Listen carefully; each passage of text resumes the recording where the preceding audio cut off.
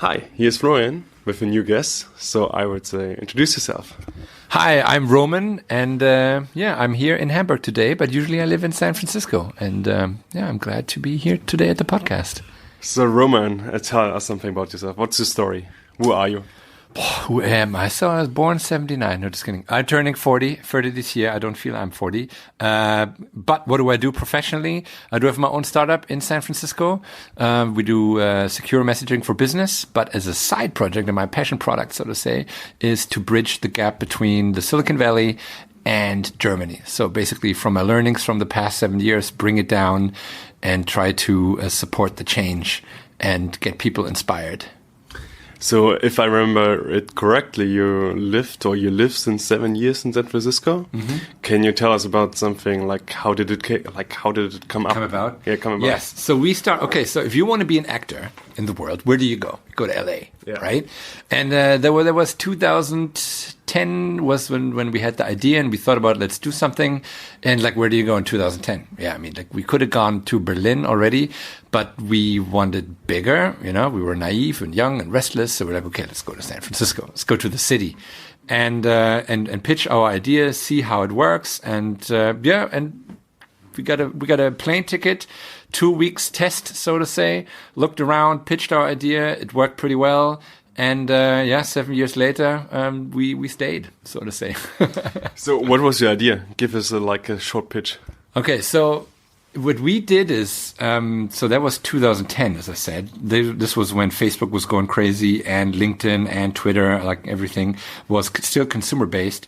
And we thought that there was one big gap in the market space.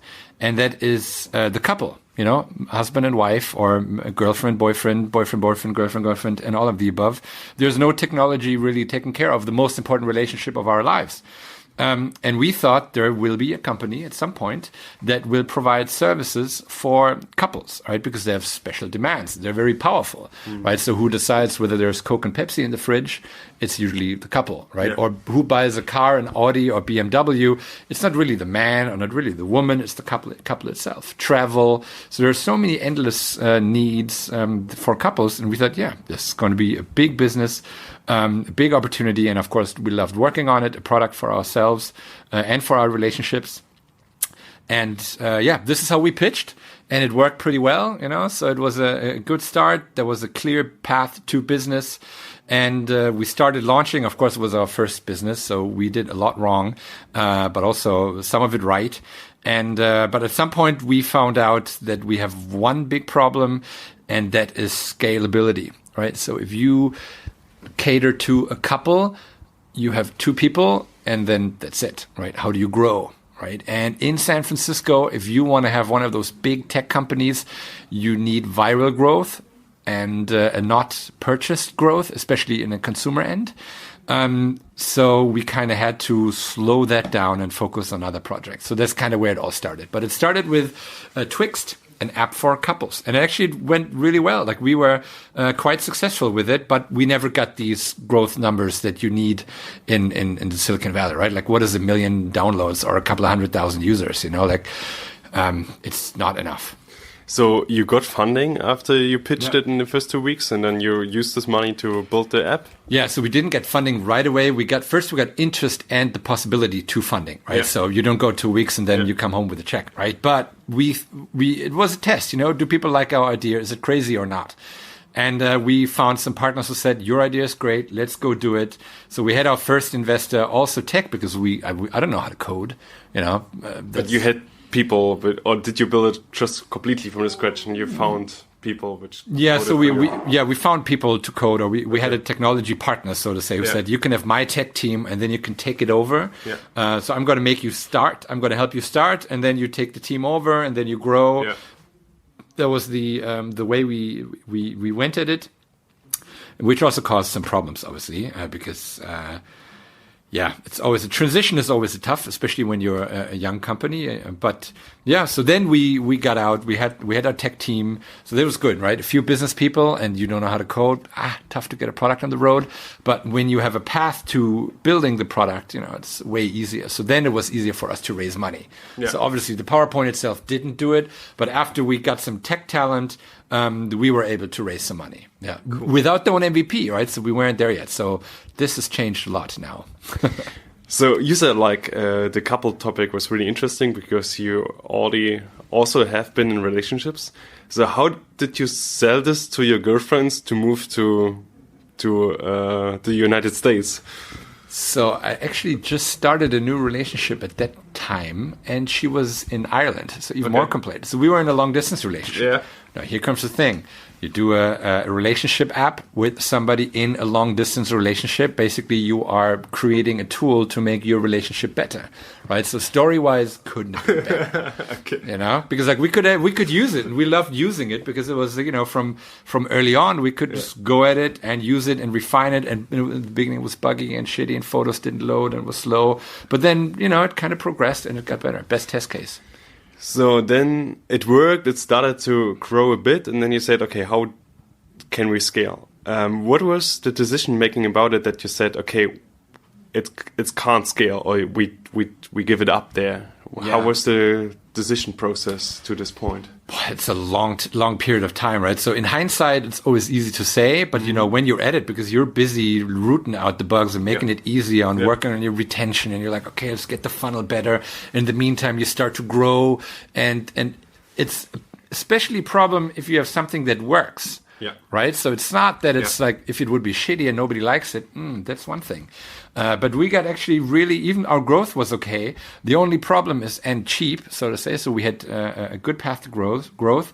The only problem is that it didn't have this exponential growth without purchase. And that's what you need. Right. So we could easily, so we had we could download numbers with like 6-7 cents per user. So really, really cheap because it was a highly adaptive product. But you just need to really scale. And what was our problem at the end was we weren't the only one. We got some competition at some point.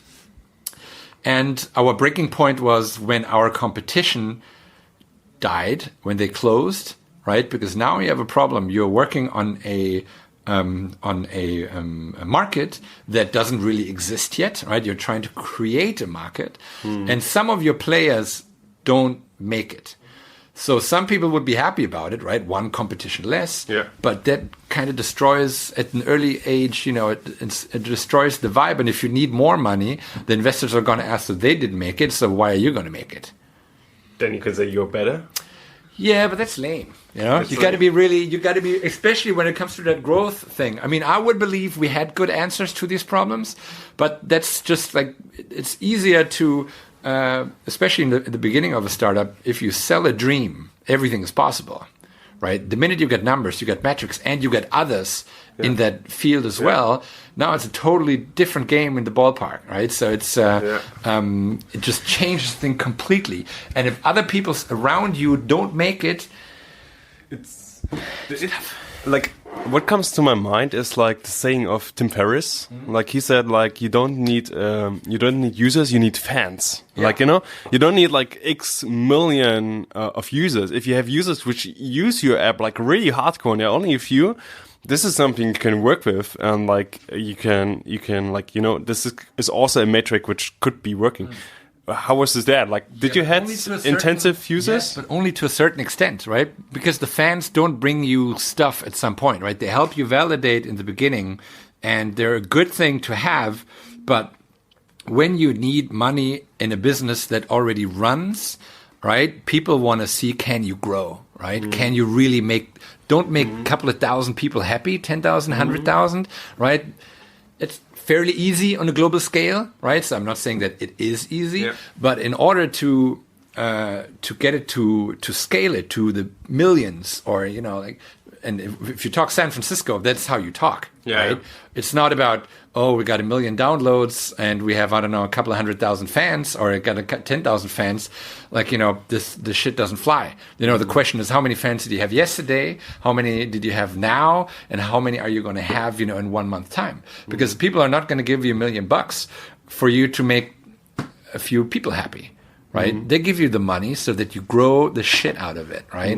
And if you cannot fulfill it, so that's one of the downsides of the Silicon Valley, right? Because like nobody cares whether you can build a business. Yeah. The question is, are you, especially when you're a consumer, and in that time frame, right? So now we talk 2013, roundabout 14. At that time, it was a big shift as well. There was like many down rounds of consumer-based products. You know, like all these companies like Foursquare, like Path. Yeah.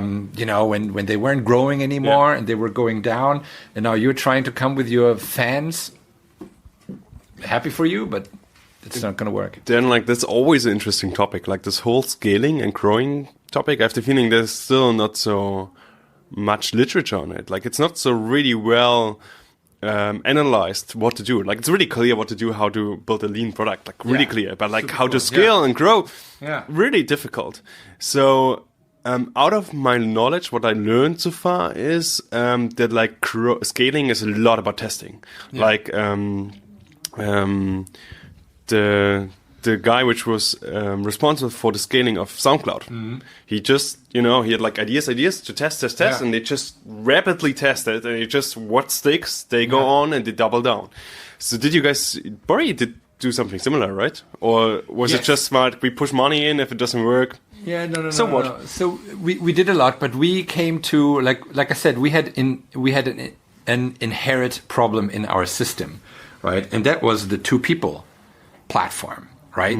And especially in that case, and if we would had more time and more money, I would say we could have used it. We could have tested long enough to see which I mean, you can throw spaghettis on the wall all night long, right? But if you don't have any money anymore, or you only have X amount of money left, and you can say, okay, either we keep on throwing spaghettis at the wall until everything is down, or we try to pivot, right, and see if we can see anything else. Because our problem, like I said, it was not the product. It was not PR. It was not the story. Our problem was it was easy for us to get two people, but then they need to grow itself, right? So we would have needed to build a viral mechanism in there. Yeah. We had ideas for it, right? Yeah. So if we would have had enough time, but then, like I said, the times change, right? So a lot happened with consumer-based product in general. And in addition, you have some of your competitors closing down or reducing, and that's not good news. And that's where things just start to come in. And that's what I mean. Like this process of the pivot was maybe easily 6, 7, 8 months long, right? Because at the beginning you try to keep on throwing spaghettis on the wall, right? But they're just like flags everywhere. And then you need to raise more money, and you talk to investors, some give you a little bit more. But then it's a very interesting thing, right? In hindsight, it's tough to actually know the exact time when to stop. Yeah. When to move or when to continue. Yeah. At the end, that's also spaghettis on the wall. You just try it out. Yeah. And at some point, we had these meetings, and they were heartfelt, because there was our baby, right? Yes, of course. It's like 2 years working on it, and we had fans, right? Yeah. So it was tough for us to then, and we never really closed it down. So we just stopped supporting it, because we could never have sent this email out. Sorry, service is down. We're going to close.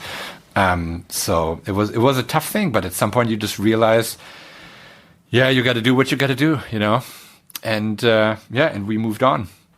So what did you do after that? Like, you made the decision internally? The whole 7 years. Yeah. So we had, so first of all, we did user testing all the time, all along. And we were a messaging company, so we started as using couples messenger, so to say, for me and my girlfriend, with shared lists, calendars. And what we emphasized from was the past, right? So whereas, when you chat with friends, the past doesn't really matter, but in a relationship, it does, right? So you want to have the photos from last year, from 5 years. You want to have the messages, the nice ones, and all this kind of stuff. And so we were all about working on or making the past nice for the future, right? And we did a lot of interviews, and in many interviews, customer interviews, or from our fans, they said, but what about the stuff that I do not want to keep, kind of like, and here we talk about, when was that, 14, 15, so Snapchat kind of was arising, so there was a need for an ephemeral part in our messenger, so to say, we say, okay, we can do within Twixt, we can offer this ephemeral part in a very unique way, where we said, okay, we're going to create this room, and while two people are in the room, they can exchange everything, and therefore we don't need to store any data. So it's also on the temporary memory. It's never really on any servers hanging around. And we wanted to build that within Twixt in our couples platform. But then more and more people said, hey, I want that for I'm not in a relationship. I want that for myself, so to say, right? So it's like, it's interesting. Snapchat was booming, going like crazy, so we saw so many of our in existing investors, they said, okay, guys, this is what you have right there. That is interesting. Forget about this couple stuff, let's move this next level. Pivot, Let's pivot. And then at some point you're like, okay, let's do it. So we created this ephemeral messenger app, which also worked pretty well. But it had similar products. I mean, growth was better and virality was better. But now was a change in perception where consumer products, are, and as you know, there are almost no big consumer products coming out anymore, right? So when you check, when it used to be like 2010, 11, 12, 13, 14, you'd be like checking every day on TechCrunch, and you would download every day 2-3 apps and, and see what happens. Like, when was the last time you downloaded an app? It's totally changed, right? People, consumers are not getting serviced anymore as much. And in the meantime, it happened to us that companies were actually approaching us. They wanted to have our ephemerality feature for their company messaging, so to say. And that's when we started, hey, but would you pay for that? And it worked out. So we said, okay, let's pivot. Let's do another pivot from B2C of B2B. And let's see if people want to pay for it. So we kind of copy-pasted the code. I mean, I'm simplifying it here. But we kind of copy-pasted it, rebranded it, and did white labeling for companies. And of course, part by part, we realized, there's a need for corporate messaging solutions. And that's what we're doing now. Nice way. So you pivoted all the time until you find the right market fit. Where then the growth was there, the money was there, and then you just stick to that. Exactly. Yeah. And then, you just go crazy, right? I mean, it hurts every time because obviously you're in love with all these projects and products. But you got to go where you go, because at the end you always see the light, right? And that's where you go to. That's what you're drawn to. And we have our consistency is always messaging. We were always a messaging company, and we always had very high security standards, right? So even, which of course was actually not the bad idea as an early messenger, but for us was obviously, if I use it with my girlfriend, it needs to be secure.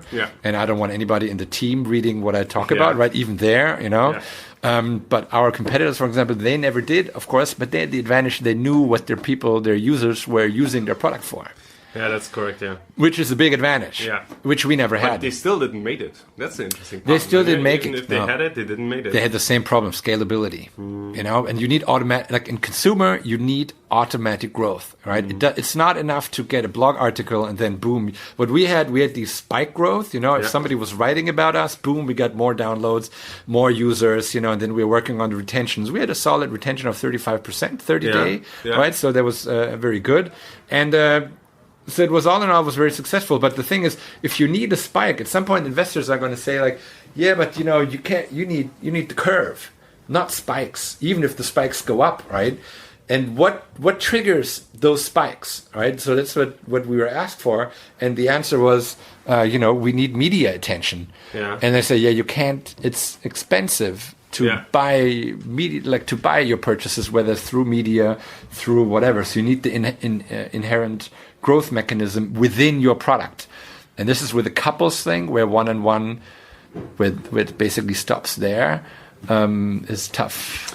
What I learned so far, that like the spikes are pretty normal. Like if you see the history of Airbnb, they were completely reliable on the spikes. Like what they started was like the accommodations on events, and every time it was an event, it was like huge spike, and then they said, now we're starting, and then like it was go down to the baseline again.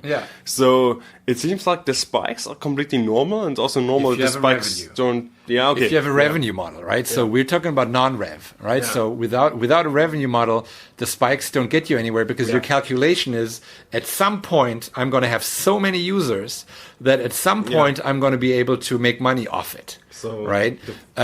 Airbnb, they were able to make money off it, right? Or even now with our product, right? We make money right away, right? We sell it, we have a spike, boom, there's more money in the bank. Now we can reinvest, and we can buy more spikes, right? So to say. And if that works, then it's totally fine. Without a revenue model, it's... So it's the typical thing, like Facebook, we grow, and we care later about how we make money. So it's like a typical similar scenario. You have no clue how to make money, so that's the reason why you only grow. Snapchat, whatever. Yeah. Same thing. Yeah. So the most consumer products, all you need is you get fans, right? Those around you, and they grow, and at some point you can make it, right? So my analogy, I always wanted to start a pub, a bar, right? That has free drinks, free food, free beer, free whatever, and you make money other way, right? So you get it, basically you create a room that is packed every day, right? So there's enough people, and then you try to make money other ways but selling them food and drinks. Right, and that's kind of how it works, right? You give them a product for free, and then you see how it works. And if you have enough, if it's full every day, if you have, in the beginning you have a pub, then you have a square, and then at some point you have the whole village, city then, and then you just start put up shops, and then that's how you make money. That's a good analogy. But you got to get it. You got to get it going. If you really have to pay every time to get people in your club, at some point they need to talk to each other. Say, hey, let's go to that pub because it's. If I also need to pay them to come to my place, then we have a problem. But normally they do. Like if your product's really good, normally they reference it to their friends. So normally that works. But there need to be enough value to them that they recommend it and so on. There's a certain hurdle for that. And relationships are also a tough thing, right? People don't really say, oh, with my boyfriend I use this and this, or with my girlfriend I use that. Like I said, there are ideas. I wouldn't say it isn't possible. So we had some awesome ideas up our sleeves. But then times changed and perception changed, the market changed. And at some point you just have to realize, okay, let's move on. Let's change. Let's change ourselves. Yeah, cool. So you have a special skill because you know both worlds. You know the Silicon Valley, the prototype of a good startup world, and then the German culture, how we behave, how we think. And I got the question 2 or 3 weeks ago, from someone out of the Silicon Valley, how do you even ever think that you can keep up with Silicon Valley in a German way of thinking? Because we're really perfectionism, we have a good social security system, good work-life balance, so we're kind of a bit the opposite. What is your take on these two sides between Silicon Valley versus Germany or Berlin or Hamburg? Versus is always a thing. I think they all will coexist. But I think I can make the bold statement that neither of those hubs, so to say, will ever come close to what the Silicon Valley is and will be in the future. Right? So Berlin or London or Tel Aviv, even Shanghai will definitely grow and they will get bigger and bigger and better, but they will, I would say, never get to the speed of where it is in Silicon Valley. And I can give you an example, or one of what I found out for my at least in my head, what happens is when you think about startup culture is nothing else than it's an evolution thing, right? So you have certain species that pop up, mutations of companies, so to say. Some of them die. Right? Some of them stay alive, and what works, and what doesn't work dies, right? And this whole thing is fed by an infrastructure, and the level of evolution or of generational changes, so to say, compared to San Francisco or the Bay Area with Berlin is probably comparing the speed of evolution with fruit flies to, to trees, right? Because when you think about how many companies are born every day in San Francisco, and how many of those also die, right? How many make it and how few make it. There's so much learning. The innovation cycle is so high in these cities that other cities can never come close to this. Because what you also need the learning, right? So any stupid lawyer in the Silicon Valley that has a little bit of tech background has more experience after 3 months working there than any other lawyer in Berlin that works in that area for 2-3 years, right? Because if you're a corporate lawyer in San Francisco, you found, 5 companies every week, whatever, right? Roundabout, maybe more, maybe less. Then you close 3 of them down every week, every month, whatever. And with 2 of them every week, you have a financing round, and so there's a lot of learning for you in your supply chain, so to say. And that's only the lawyer. Then you have patent lawyers. Then you have the technicians. You have the talent. So all these things. and they all learn with every rise and every fail, right? They always know what works and what doesn't work. And this is at such a high pace, right, that that the industry itself and the experience level changes so frequently, and the level of change is so high with everything. You know, like you can have a meeting with your lawyer and you talk about financing, and they tell you about, oh yeah, we use this and that term, and 1 year later you're trying to do the same financing round again. They already tell you, no, this is not going to work. What are we going to do now? We don't do the SAFE, we don't do the KISS, or we do convertible note, this and that, and this at a high level of speed. And here I'm like talking not like the deep dive people, it's only the suppliers. And to get there in Berlin, that's tougher than anything else. You know, so you need basically you need the growth and the death of so many companies that can help you learn what really works and what not. To replicate that in another city is the toughest. You can throw more money at the market, you can put more more talent in there, but what you need is this evolutionary cycle in order to really make things work. Yeah, it's like I can just say it out of my perspective.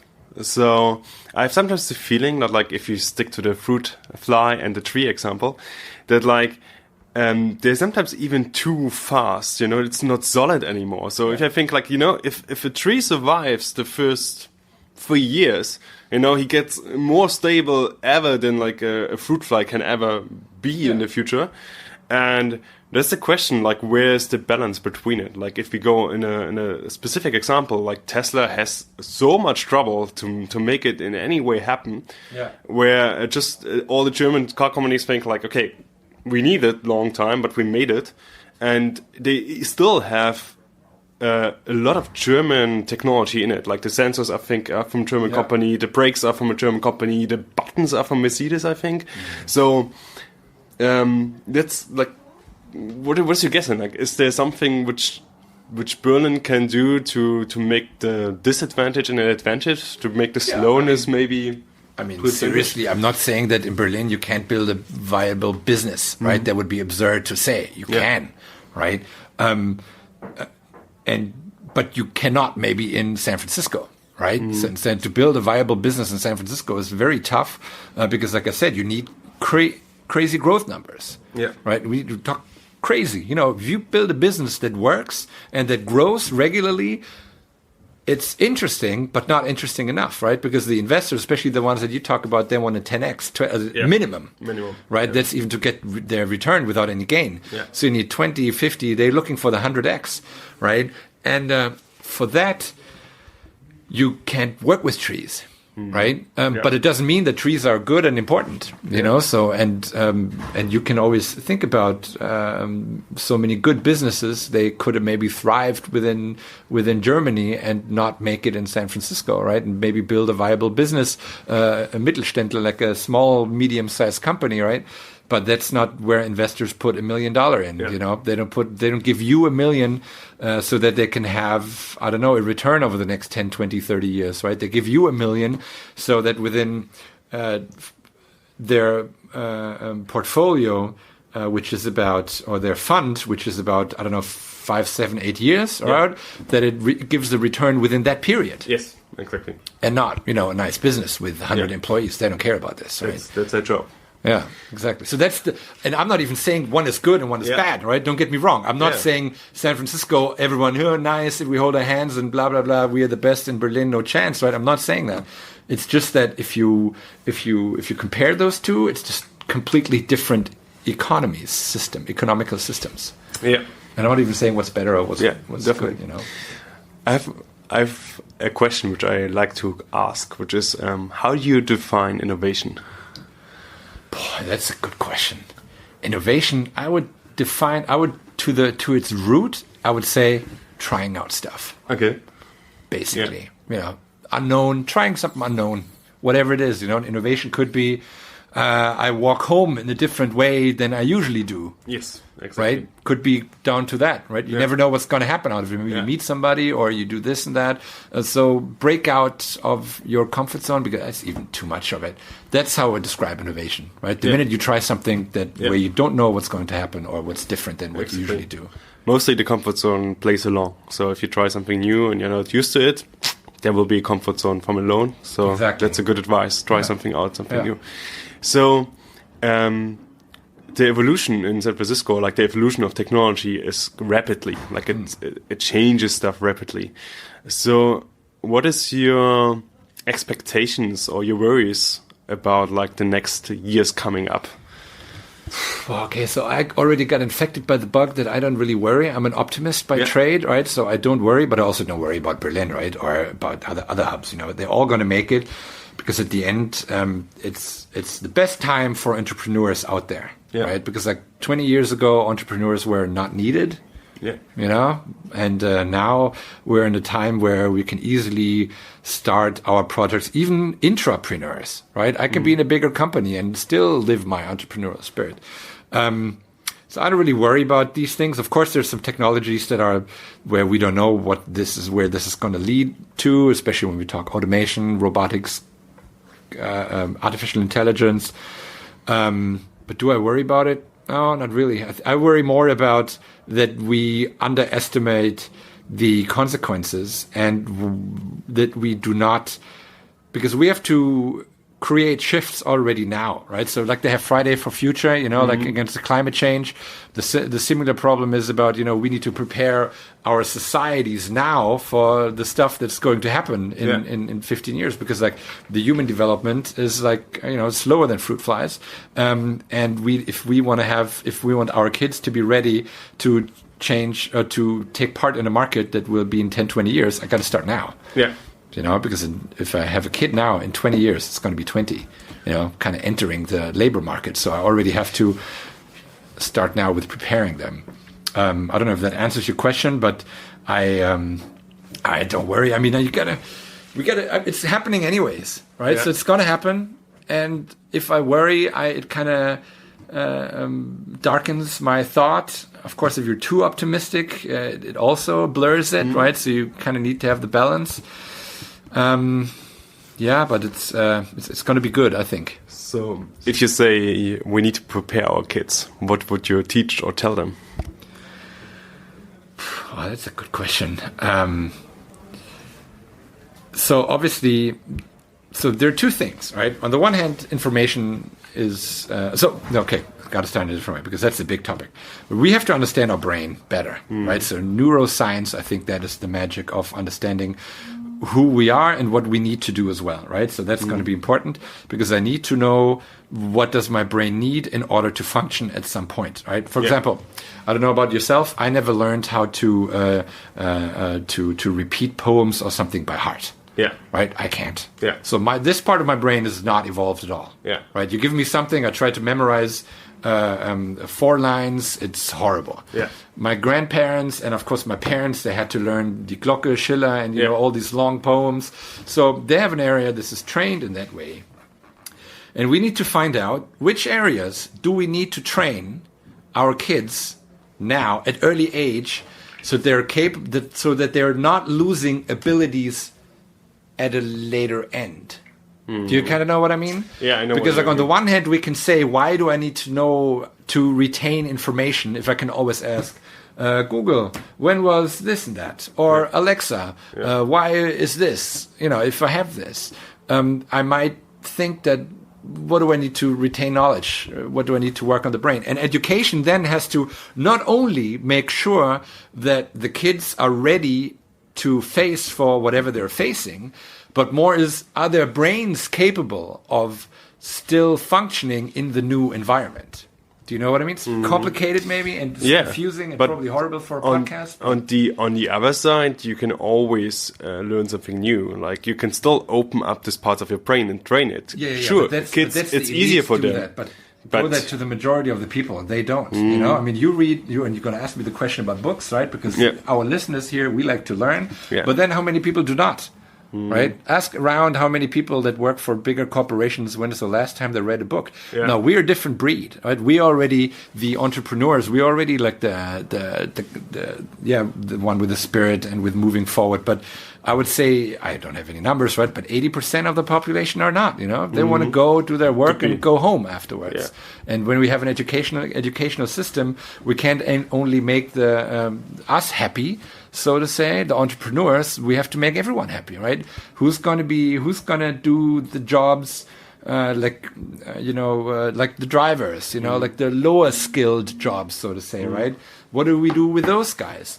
They also need a job, right, or some kind. And what we have to do here is not provide new jobs for these kind of people, but in hindsight, we have to prepare, and that's why I'm saying it's very complicated. We have to create brains and create brains is a horrible term, I know, but we have to prepare the new coming human species, like our kids, so to say, that their brain is going to function well within new societies we will have in 20, 30 years. Right? You know what? It's complicated and it's not, by the way, disclaimer here, like none of this is my own personal idea and you may disagree and I'm happy with this and I accept that. But that's how I feel personally. That's how you learn. You discuss about complex topics and you get like the inspiration of the other side. How I think about it is I got also inspired by like the American school system because it's so much different from ours. They have like inspired by that. Yeah, because they have guitar lessons, they have actors lessons, they have sports lessons. So in the middle of the school, there's like 1 hour where they can play guitar and they can practice their theater, and then they show it on the weekend. And in Germany, you go to the school, you have your 6, 7, 8 hours, you write your tests, and then you go home, and then the rest is just to your parents if they push you into hobbies. That's probably in a good school, a private school. I don't think in a public school. I mean, I went to high school in Greensboro, North Carolina in 1996, yes, and they had the Mickey Mouse courses, how we called them, right? With easy grades. But then like history, math, languages, there was all ABCs, it was just brain, just remembering. The quality was horrible, but maybe I was also lucky with the school because I didn't check out all schools I could find. I was just there and was saying, okay. But how I thought it would be really amazing to have courses after the school or in the school time where your job is to create something, what you're interested in. Like you can make a programming course and then you need to program something and show it later. You could make a mechanic course, like car mechanics, and then you build on an old car. Yeah. And then, someone would say like how you get, where you get the teachers. And I say we have retired people. They have a lot of skills. And if you pay them a bit money and you give them kids which are interested in what they're doing, then they also not have troubles to work with them, because if you like to do something, then you listen to the teacher in front of you and learn from him. Yeah. So that would be an idea, because this would teach them how to teamwork. This would teach them how to work towards a goal. So if you even have a soccer team and you make a big tournament in Germany, then they know they practice for this next game and try to accomplish something. But this could be a way where you get taught how to think more in results and create something than like just following A/B tasks. Yeah, so I would 100% agree on that, right? So this stuff I really love. And I tell you, when I went to high school, I took keyboarding class, right? Keyboard typing. 1 year, every day, 1 hour keyboard task. However, this is still, I most benefit from that as well, right? Because like my blind typing skills are amazing. Amazing, yeah. And I really took the time to learn it. Could it be a little bit less? Yes. I skipped the classes. I can remember I got offered these classes. I said, no, I don't need that. Who needs that? There was a type machine, like typewriter something in the course. They're like, how to learn on the typewriter. Like, who needs that? But a keyboard, like the regular typing, the blind typing, that's good. Yeah. But I totally agree on that, right? But actually, when people would tell me, like, but who's going to finance this? And then I would always say, like, we cannot afford to not finance this. Exactly. Because if we do not prepare the young people, the brains, so to say, to what's going to come in the future, we will have Mad Max situation. Exactly. Right? Because total chaos. Because if we have millions of unemployed people and we don't even have the prospect of giving them jobs, like they're going to go mental and mad. Exactly, and like check which resources Germany has. We don't have like gold or coal or something. We have only the people. Only the people. And then even if there is not so much jobs left, you know, like the only thing which helps against fake news is educated people, which think about what they read there and say for themselves, is this sensible or not? Yeah. So there's not much other way than to invest in educated. Of course, people have to learn, you know, how to validate data. Because seriously, how often do I get a letter from my mom when she says, like, so what do I think about this? You know, an email, like, look at this video, we're saying this and that. And it's also sometimes hard for us technology people to figure it out. You know, they get better and better, and like you think so, wait. Yeah, exactly. I don't have a card with this bank, but it looks legit. Yeah, it looks legit. You have to really watch out when what raises flags and what doesn't. Exactly. Know? But yeah, we have to prepare the people for it, definitely. And if we don't, then we're going to be in big trouble. Yeah. And like I said, I can't tell you what exactly it would be. How could we get this done? But that's what I mean, that we need to understand the brain and the human species itself. What is it, what makes me or people happy and work? All of the aspects, not only a certain kind, right? Because usually we like stereotyping because it makes everything easy. Now, for example, generations, we have the generation Y, X, and Z, you know, which is all my personal opinion bullshit, right? Because everyone has always said their kids are lazy and, you know, always the same thing. This generation is especially weird about that. Has always been the case. Check on the demonstrations for Future on Friday. I would say they are definitely not lazy. Totally not, exactly. If you would, or if you have or would have kids, would you send them to the American school system or the German school system? What's German? 100%, yes. Public school even. I don't like private schools. Yeah. Okay. Because I still, so here's again my thing. Of course, there's a lot of stuff you still have to do, and the school system can't solve all the problems, right? So the parents are still the biggest part of it. I would definitely send them to German public schools because they still have to learn. I went to a public school, both, and I always loved it because it was also challenging. But I like challenges, right? And if it's too easy, or not even too easy academically, but also just in the system itself, I personally don't like it. And that shouldn't be the way of moving forward. I would always say, okay, it's got to be public. It should be more in Germany than in the US. And don't get me wrong, there are very good schools in the US. Palo Alto High School, for example, right? Okay, you've got it made. But what are the chances, right? I mean, you got to buy a house for a couple of $1,000,000 in order to put your kid there, right? So the chances that you are in a mediocre school, and I don't like the whole ABC testing, you know, like what's it called again? The multiple choice. Multiple choice test. Because I was lucky in my education system. That my teacher was always like saying like, oh, you don't need to any abfragbares Affenwissen, which would translate to like, you know, monkey knowledge, you know, everyone can repeat or you know, it was always comprehension, you know, why and how and what does this mean, right? So that's the big question. Think, don't repeat. Think, don't repeat, exactly. So that's important what to learn. And this I didn't see in the US system. I can do PA, PE, I can do to a drama class, I can learn how to speak, I can do keyboard typing. But, you know, when it comes down to the basic, you know, I have to remember stuff and then just do ABC. You know, and not really write sentence or, you know, make this combinationable comprehension effort. And that's what I would think is more important than just knowledge. So we talked about the importance of education. So what are your favorite books? And now I have to take up my app. So I try to read about 20, 30 books every year. So it always depends on what we talk about, right? So when we talk about data and privacy, for example, I have my favorite book is Data versus Goliath. That's a very good book. Love to read it. It's a little scary, you know, what do they all know? But it's, I like Steven Pinker, Better Angels of Our Nation. Or what is it? What's no, the big one is, let me count it up. Or Enlightenment Now, you know, these. And so Steven Pinker is a very good, basically tells you the world is getting better, not worse. Right? Because sometimes you have the feeling, oh my God, everything is getting to the shits, getting worse and worse, but actually it's getting better. Right? So that's why it's a very optimistic book and kind of puts you into frame. So that's one of the ones that I like.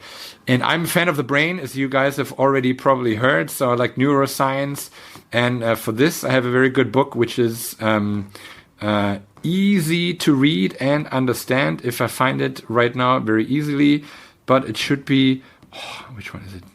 See, that's the thing. When you read too many books, at some point it's troubling finding them. The Secret Life of Our Brains, right, by David Eagleman. That's super nice because it kind of teaches you how your brain works, what's special about your brain in a very interesting, humoristic also way, that you kind of understand who am I, what is it that's going on in it, with some cool experiments that you can Google afterwards, like split brain experiments, when people who have the left and the right side of the brain split, and then they kind of do experiments with them, and it's totally fascinating. So that would be actually my number one book. Cool. So my last question is, if you could go back in time and talk to your 18-year-old self, what would you tell him? Okay, so that's obviously a tough one. I think I did everything right. I think maybe I was. Oh yeah, okay. So there's one thing. And going back to the last book, actually, I think I would have loved to understand more about the brain. Why people are different. Because that's what in school, and especially in school, where you have like all these kind of different people, and everyone is different, right? You have the nerd, you got the clowns. You got all these kind of different people, you got the ADD, you got so everyone is different, and you got like the quiet one, right? So, and if you read one of these books, if I would know more about how people work, brains work, so to say, it makes it easier to get the best out of everything, right? Because once you understand that the quiet person in the corner who may annoy you because, he or she gets grades for not putting out the same effort as you. But if you understand and if you can comprehend and how can this benefit maybe at a later stage, or the loud ones, or the cool guys that you think, oh, they're the cool ones. It kind of relates them back to, oh yeah, but maybe later on, who knows what's going to happen. So that's what I would like, understand more about yourself and the brain. And that's very nerdy, though. I probably would kill myself. So would your favorite brain book all these answers, or do you come like come other books in mind which could? Then you keep on going. So I just recently read what's it called? How to Learn, or not How to Learn. That's a stupid title. It's one of them. Yeah, How We Learn: The Surprising Truth About When, Where, and Why It happens. Right, so that's already super cool. If I wish I would have looked at like how to learn, how to retain information. And actually, what's more important is what to forget, right? Because if you remember everything, your brain just doesn't work anymore. It slows down. So forgetting is a very important part. And Ben is basically, instead of managing what to learn, it's also managing and what to forget or what not to forget. How do you actively forget? Obviously, I'm not a neuroscience, but you cannot actively, but there are like ways and times where you get information and it's not retained. Okay. And that this is also important, or there are ways of making it stick, especially well, right? Yeah. Where you do not forget, so to say. By understanding when do you forget, I can learn when do you and how to learn to retain. Yeah. Right. So that's why that's why they do these tests, when they ask, retaining of information. How does it work? And this is in the last book that I mentioned. It's actually quite easy. And that was actually a book I would give every student to read. And teachers as well, because teachers have no idea, right? Teachers have no, and I'm stereotyping, sorry, all the teachers out there, if you were the one, but if a teacher doesn't know, how the mind works and the differences of the minds, like what does the nerd, what is the quiet, the loud, what in the brain makes the people go that way, right? When and how do I activate them? How do I make the weak one stronger, so to say? Or just by saying they're not weak, they're just different. But already knowing this, a lot can change. So you're already a bit more experienced than most people. So if you could go back to your 25 or 30-year-old self, is there something you would tell them during this time? So here's the thing. I was not the best student during school time, but in the 20s, I was pretty good because when studying, I was only doing stuff that I liked. Yeah. So the problem in regular school is you have to do everything. And when I was 25, my 20s, they were the best times of my life. Awesome. Yeah, I could not tell. I wouldn't do anything differently. I mean, I was also fortunate. I had parents that always sent me out to the world, to travel and, to live the simple life, but, make the most out of it, even with little resources, get the most done. And that's, I think, my 20s, shit, that was good time. That's a good thing to say. Yeah. But it was also different times, right? We didn't care about so many stuff. Like I still have a diploma, right? So I didn't have the whole diploma, German diploma. I didn't have the bachelor and the master system, where like everything counts. We had time off. Yeah. There's a important thing that I think by the Alibaba founder. He said, like, to his son, he says, as a recommendation, you don't have to be the first in class, right? You don't have to be the best in your class. You have to be in the middle, because then you already have time on the side to do other stuff. Yeah. Right. And this is what I think is very important. And now when we talk about, again, school system, where it's all about the grades and all about performance, like there's so much other stuff on the side that you need to do and that you should be doing. And I'm fortunate that I was in a time where this was okay, where my grades for the Vordiplom had nothing to do with the diplom grade, right? For the final grade, we had like this saying, like 4 gewinnt, like four wins, right? Because you made it, you passed, but who cares whether I have an A or a C? As long as you don't have a D, it doesn't matter, right?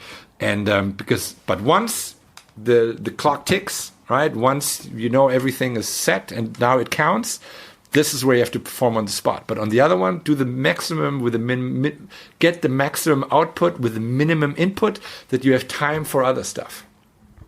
And nowadays you have to put all in everything, right? So you don't have time for other important stuff, like reading weird books. Yeah, correctly. Yeah. Amazing. Thank you very much. Yeah, you're welcome. See you next time. Yeah.